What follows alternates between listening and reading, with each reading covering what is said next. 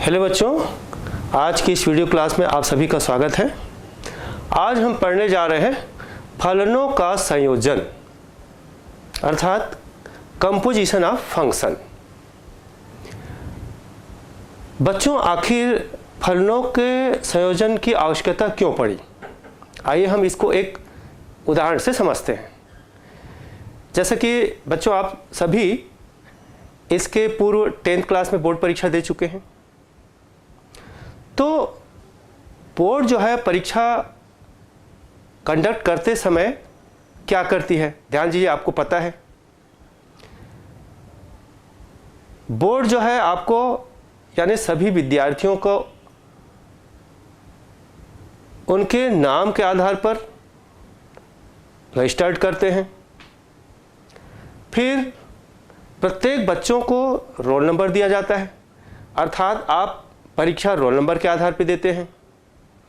और बोर्ड जो है जब परीक्षा पश्चात आपकी उत्तर पुस्तिकाओं का मूल्यांकन करवाती है, तब गोपनीयता की दृष्टि से प्रत्येक विद्यार्थियों के इस रोल नंबर को उसके संगत एक काल्पनिक नंबर में परिवर्तित कर देती है। मान लीजिए समुच्चय A विद्यार्थियों के समुच्चय को दर्शाता है।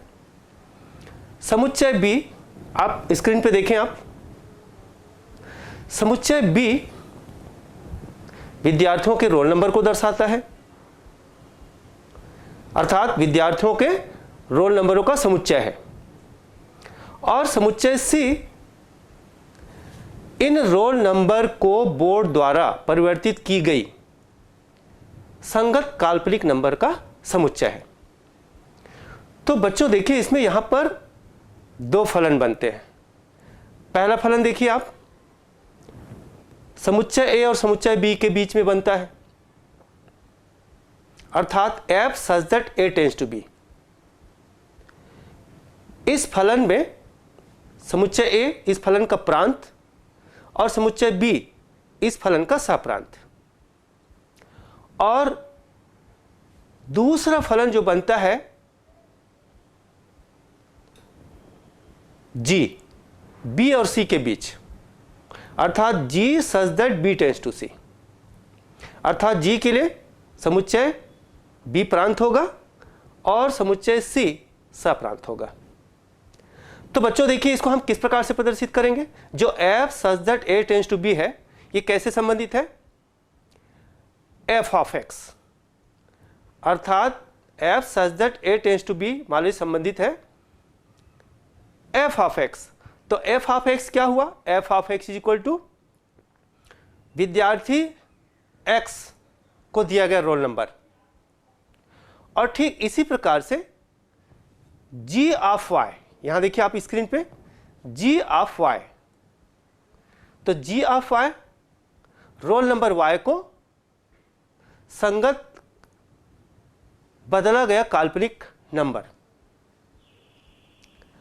तो अब देखिए यहां पर क्या जरूरत पड़ रही है। जब बोर्ड जो है मूल्यांकन कराती है और मूल्यांकन कराते समय गोपनीयता को ध्यान पर रखते हुए सीधे ही बच्चों के रोल नंबर को काल्पनिक नंबर में बदल दिया जाता है।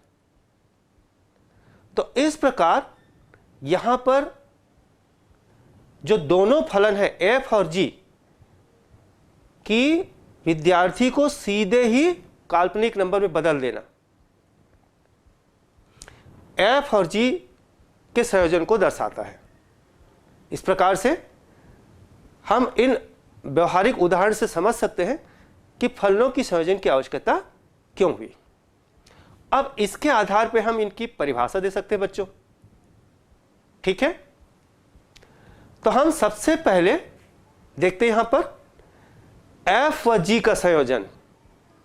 तो f व g का संयोजन को कैसे परिभाषित करेंगे? तो देखिए, मान लीजिए यहां पर इसी उदाहरण के आधार पर दो फलन f such that A tends to B तथा दूसरा फलन g such that B tends to C। तब f व g का संयोजन,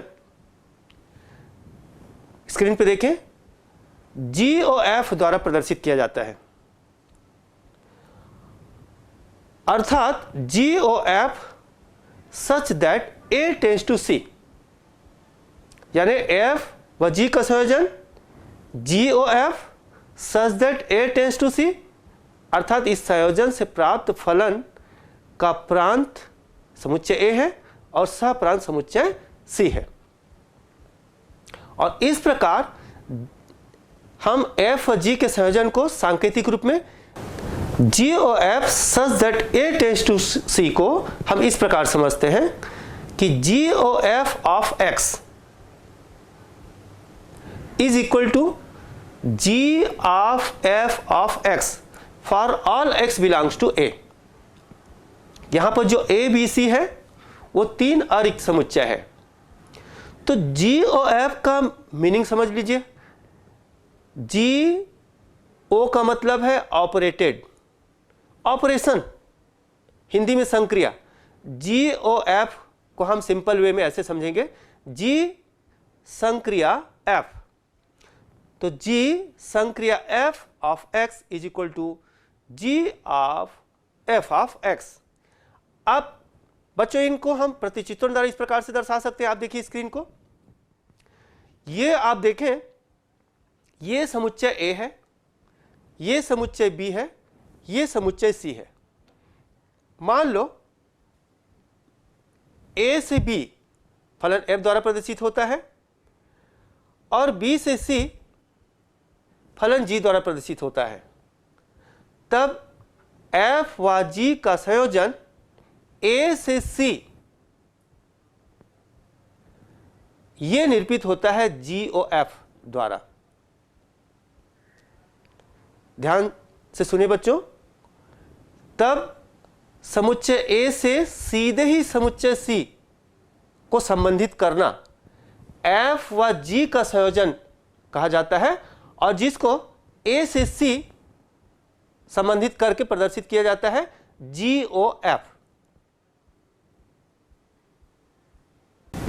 जिस प्रकार हम f व g का संयोजन परिभाषित किए, ठीक उसी प्रकार से g व f का संयोजन भी हम परिभाषित कर सकते हैं। तो बच्चों देखिए, g व f का संयोजन हम कैसे परिभाषित करेंगे।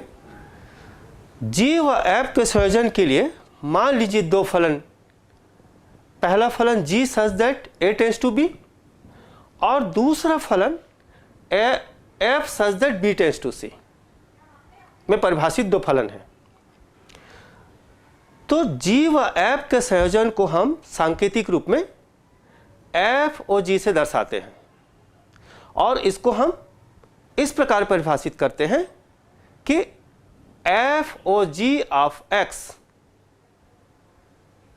Such that